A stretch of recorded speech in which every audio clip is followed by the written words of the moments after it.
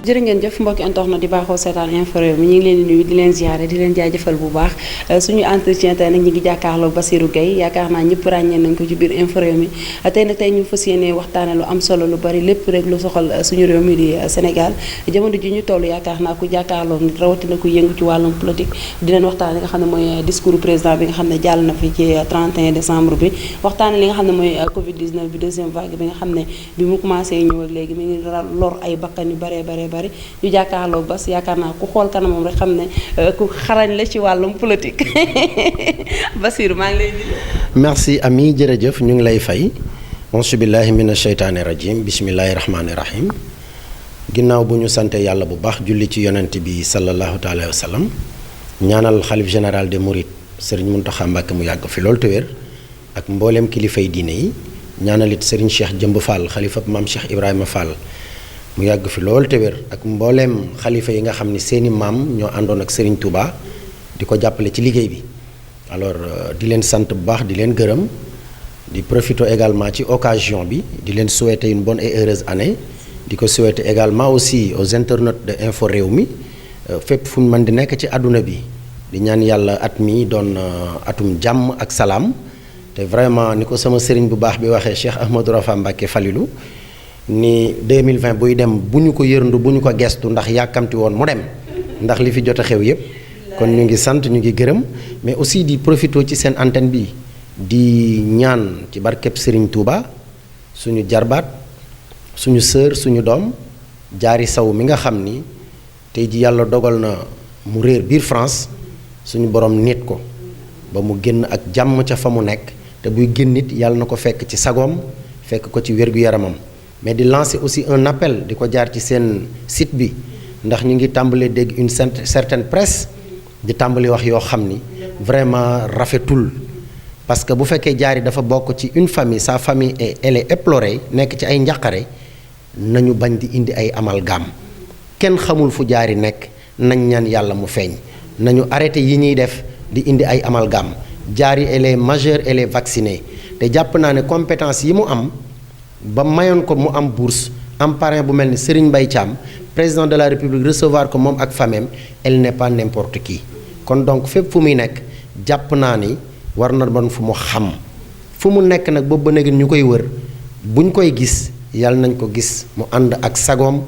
ànd ak wér ànd ak xelam loolu la ñuy lancer un appel à travers votre antenne jërëjëf. amiin kon Bassirou ni mu ko waxee rek di ñaanal jaari saw fa mu nekk rek yàlla gaaw delloosi ko ci ay mbokkam rawatina ay xaritam yi nga xam ne ñoom la nekk ndoloon ci France di ko ñaanal yàlla bu baax li ñu jot a dégg nag comme ñun ñëpp ñoo ko déggandoo rek waaye nañu bàyyi lépp ñu xam ne lépp doomu Sénégal la su Sénégal rek moo ñu ñor sa jaari ku ko xam ne jàmbaar la ku dàq jàng ci Sénégal la ginnaaw Bassirou bi ñu jógee foofu dañuy ñëw ci li nga xam ne ci métier bi nga nekk ndax kenn ku nekk fa nga nekk ak ci la ngay liggéey mi wàllum tourisme ñëpp xam nañ jamono ji ñu toll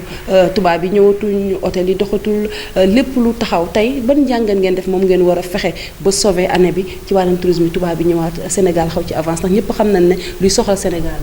waaw jërëjëf Ami donc foofu aussi damay profiter ci occasion bi alors di féliciter le ministre du tourisme et des transports aériens alors bu ñu ko féliciter moom féliciter nañ le président de la République ak le président de l'Assemblée nationale ak tous les présidents d'institutions. ndax tey ku ne xam na ni de mars à nos jours secteur boobu bokk na ci secteurs yi gën a impacté wu ndax tourisme bu ñu ko dee wax alors bokk na ci ay déplacement yoo xam ne étrangers yi dañ ko daan jóge seeni réew di ñu fekk si mais buñ ñu fekk see bari na loo xam ni dañ ko daan amal njariñ réew mi bu jàllee devises yi nga xam ne Sénégal da ko ci daan gagné mais touriste bu ñëw ak li ngay indaale daf daan des biir Sénégal.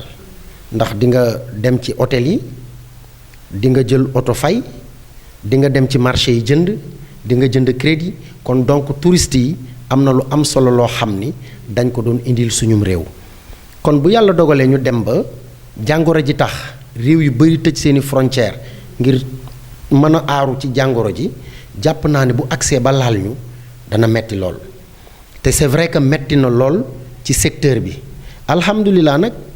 bi secteur bi amee un ministre boo nga xam ni il est engagé et que aussi xam na naka la ñuy gérer mbooloo mu ne ci ay jafe-jafe ba moo waral kenn déggu leen ñu wax yàlla dogal na it bi mbas mi ñëwee jaar par l'aéroport fa lañ njëkk a tëj yoon yi ba fi ñuy waxee nii ku ne gis na ni matuwaay yañ fa teg mu ngi ñuy jàppale bu baax a baax alhamdulilah nañ sant yàlla mu gën ñu jàppale ci foofu loolu nag li ko waral mooy nit buñ ko dénkee lañ ko dénk na ca def fulla fayda engagement bu mat sëkk mais lañ ko jagleel aussi mu jëm ca secteur ba na ko ca def loolu moo indi tey li dimbali ñu yàlla dogal nag bi loolu amee accompagner nañu secteur bi yëpp ak commencé ko ci hôtelier yu mag yi jaar ci auberge yi jaar ci restaurant touristique yi ba ci ñi nga xam ne dañ doon yëngu à Saly ba ci guide yi même les piroguiers bénéficié wu nañu ci appui bi nga xam ni président daf ko jagleeloon secteur boobu jaar ko ci ministre pour mu mën a dem ci ñoom ba loolu moo indi bu ngeen xoolee ci votre budget ministère du tourisme bu 2020 bi acteurs yépp ñoo bokk dem à l'Assemblée nationale pour sargal le ministre Alioune Sarr mais bu ñu ko dee sargalit c'est juste féliciter le président de la République Macky Sall mi nga xam ni tey moom moo ko wóolu ak Moustapha Niasse ba dénk ko foofu pour xamal ko ni ko li nga ñu jagleeloon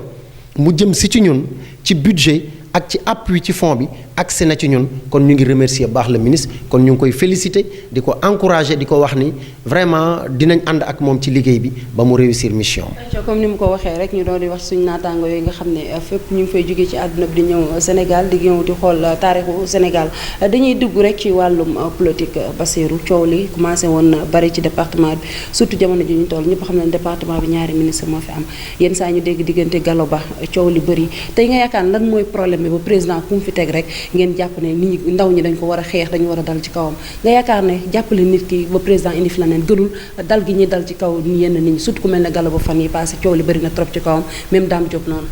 waaw xam nga loolu man li ma ciy wax mooy ñi koy dal ñëpp ñiy dal ñooñu ñun ñëpp ñoo bokk liggéey bi ñoo bokk benn coalition ndax ñun nous sommes de l'AFP mais tey AFP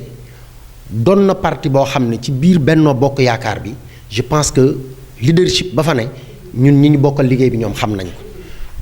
à commencer par notre secrétaire général national le président Moustapha Niasse alors damay profiter ci antenne bi aussi ci occasion bi ngeen ma may pour féliciter Alioune Tine bu ex RADDHO tey mu yor xawma lan Jom Center démb bi ñu ko invité ci Déclic ak Pape Cheikh Diallo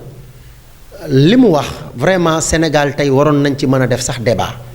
ndax bu taxawee moom Alioune Tine ni 23 juin bu ndaw ñi lakkul assemblée nationale gannaaw yàlla Moustapha Niasse a tax loolu moom alhamdulilahi rabbil alamin mat naa ba cim réew keroog wane na ko te démb Alioune Tine ko waxaat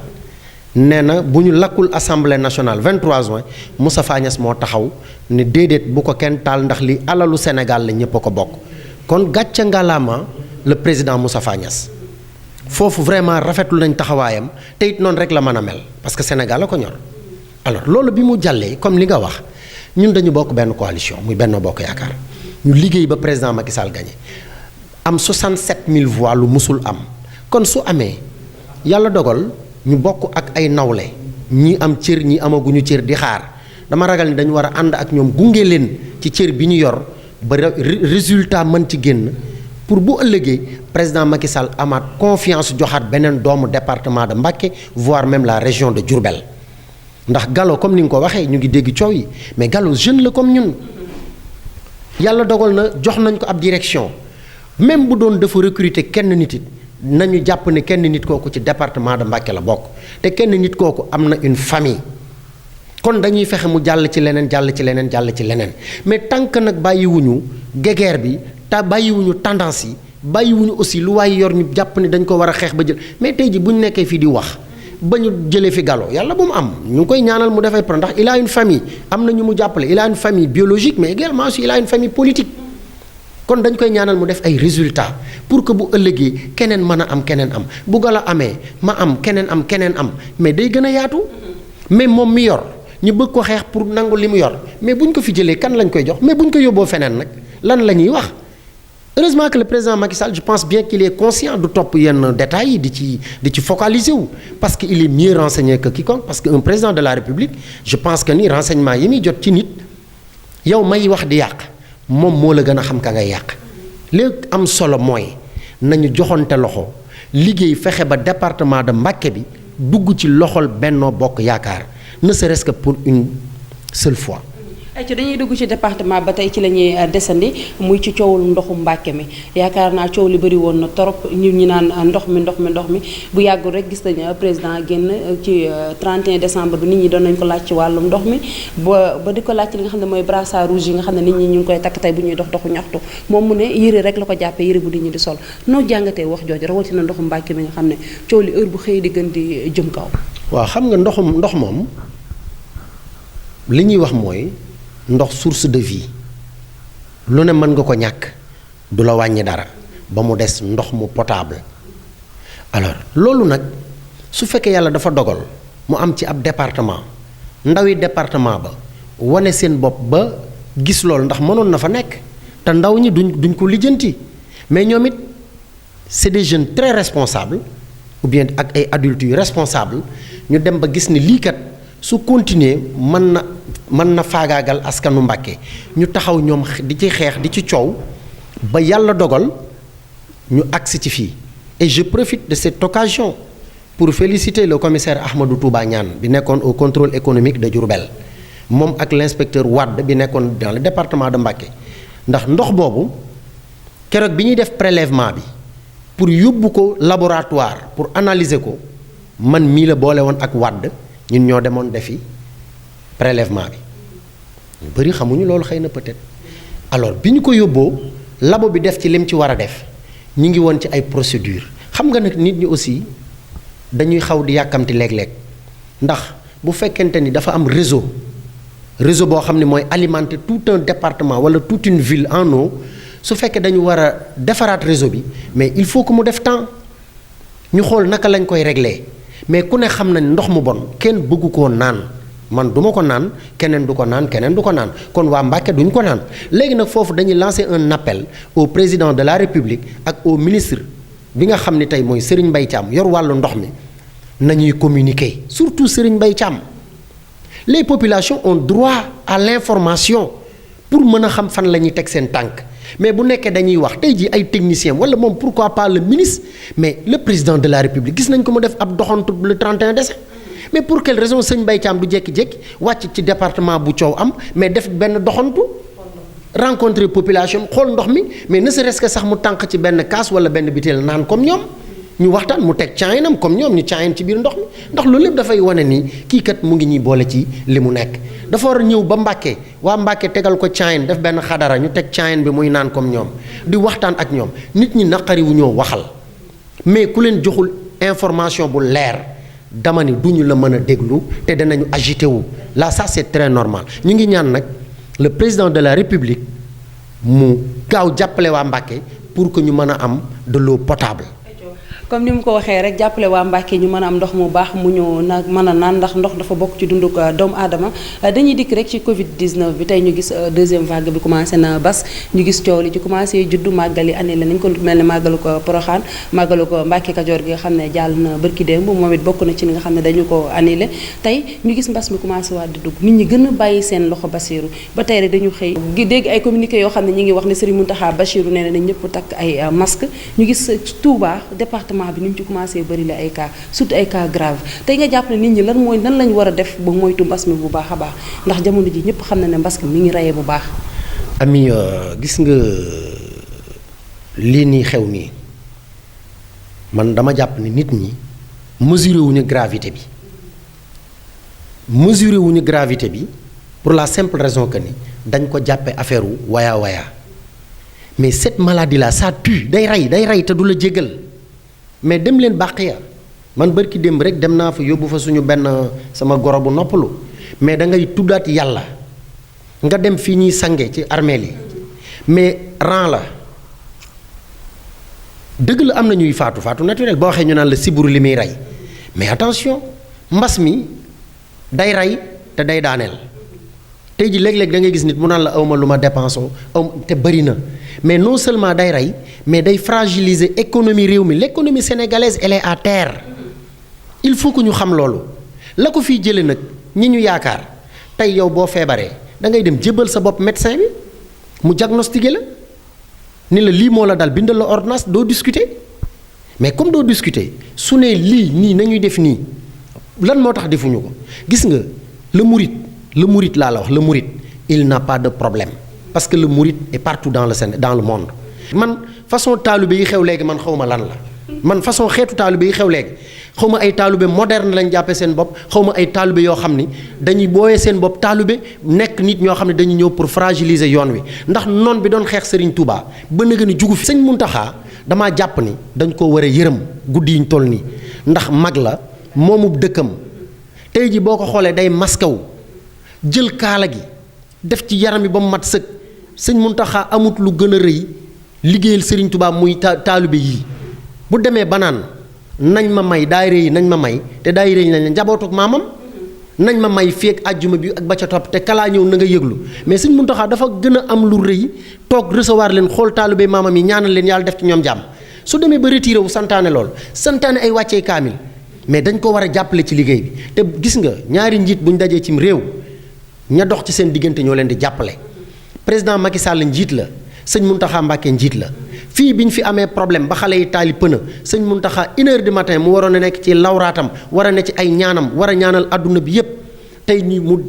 fexe ba muy def ay déclaration heure yooyu ci rajo Juma ku di jullit wala ngay ab murit guddi goo keroog am nga loola naqari ndax sëñ bi heure boobu du woon heure bu mu war a wax lan moo ko waral yërëmoon dongo yi lan la leen wax may leen ma ba suba dem leen tëddi dinaa wax ak kilifa yi ba xam lu waral lii ba mu waxee ak ñoom ñu teggi seen tànk dimbali kon ñun ñoo war a rataxalaat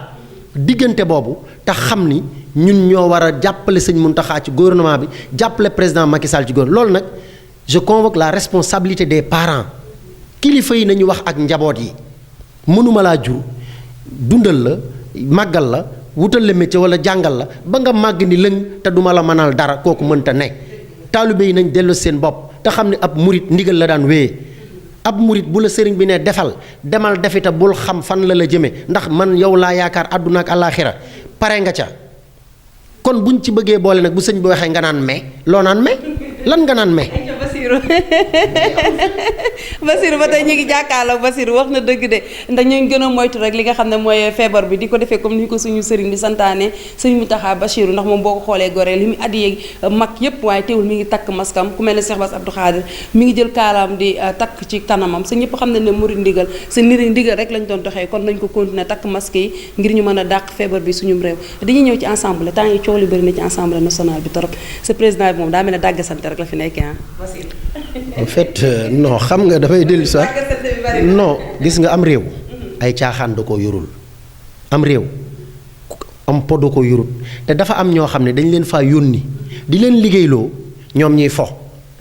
di wut buzz di fo man du parce que sama comportement dépassé na ma naan diw wala diw wala diw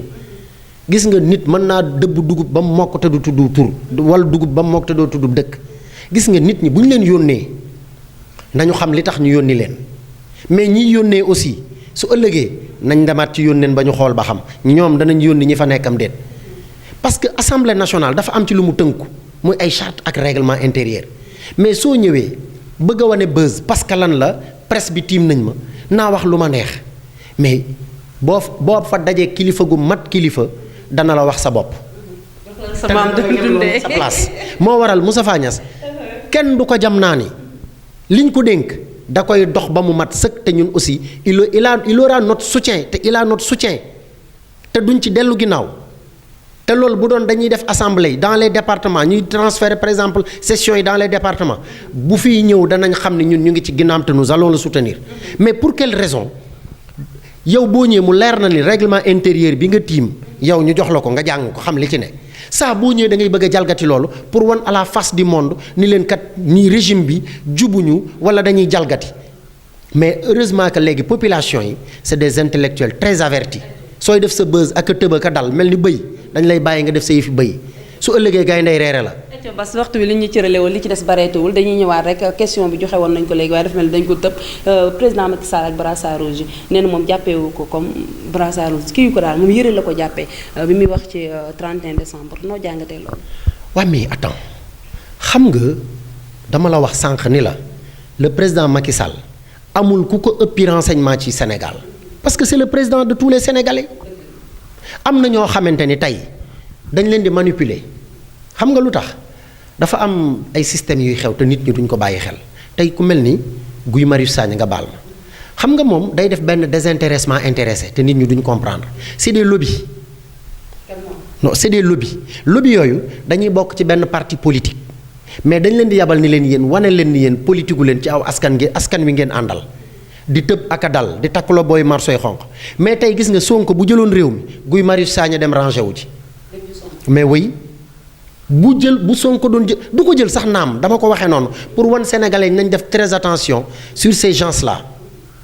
yaakaar na ñoom réew mi taxu leen a jóg ndax bëgg réew bi taxu leen a jóg li ñuy def ndax du Sénégal. jël pouvoir moo leen tax a jóg ñun nous sommes des politiques comme eux mais on est des politiques très disciplinés rangés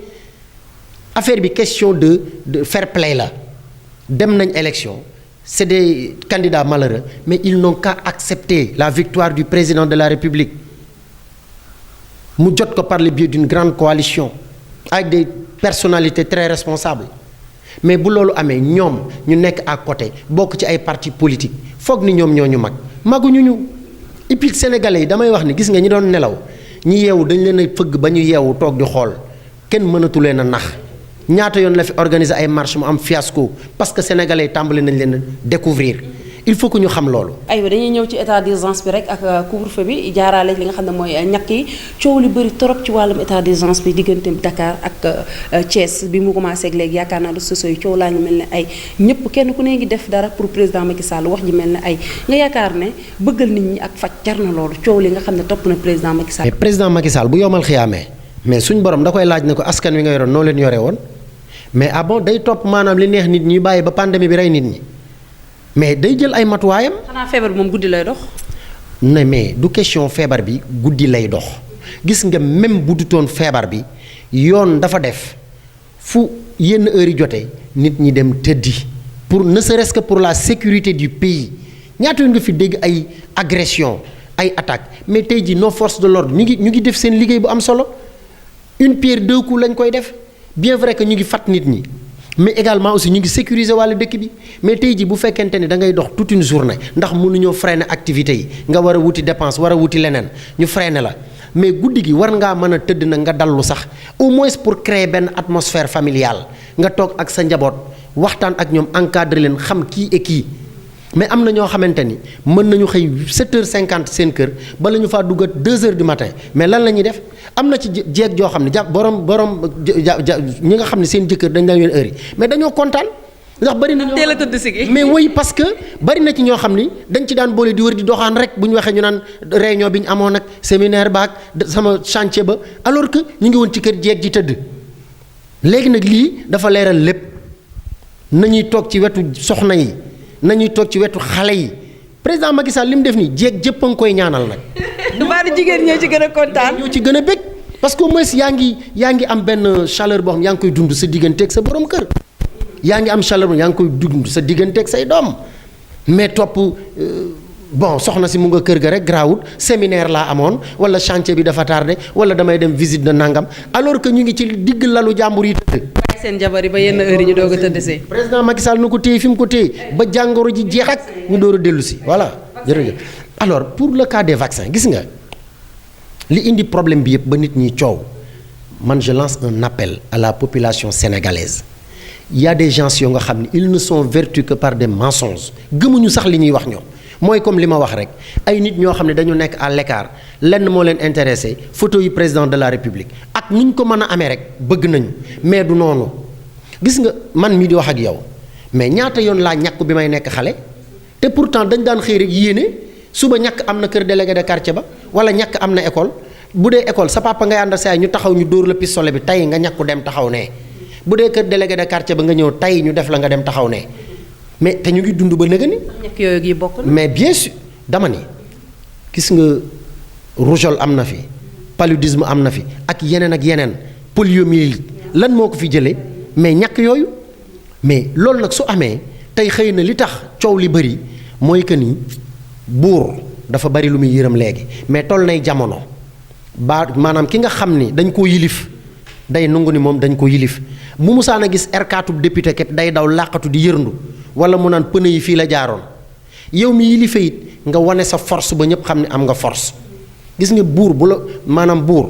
su la musaana corriger da àdduna bépp danañ xam ne corriger na la mais bu la musaana teral àdduna bépp danañ xam ne teral na la. léegi nag réseaux sociaux yi bari na presse bi bari na lu ne la ñuy véhiculer alors que demeewul noonu gis nga ñàkk yi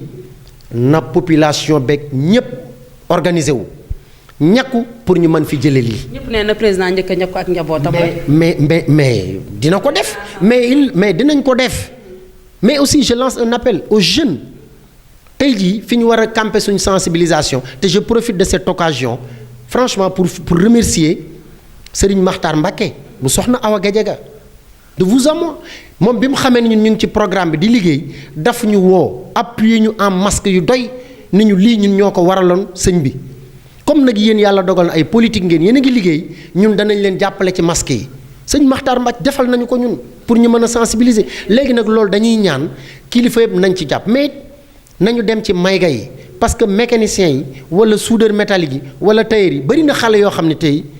réereetuñ seeni kër bu ñu wàccee dem nañ ca mayga ya dem nañ ca dibiteri ya fa la ñuy entassé wu suñu paree dem ci seeni maam wala seeni tante wala nañu dem sensibiliser leen jubal ci mayga yi jubal ci atelier mécanicien yi soudeur métallique yi tailleur yi sensibiliser leen waxtaan ak patron yooyu ndax gone yi kat ñooy dugal feebar bi ci biir kër yi mag ñi demuñu dikkuñu kon dañ leen war a aar te wax naa ko léegi mag mat naa ba cim réew kon ami jërëjëf. looy tëjee sa kàddu gu mujj rek. waaw xanaa di remercier waat rek ak sant di ñaanal suma sëriñ Cheikh Ahmadou Rafa Mbacké Falilou mu yàgg fi lool te wér. ànd ak jàmm ak salaam ñaanal aussi suñu Sénégal gi suñu borom def fi jàmm mais ñaanal aussi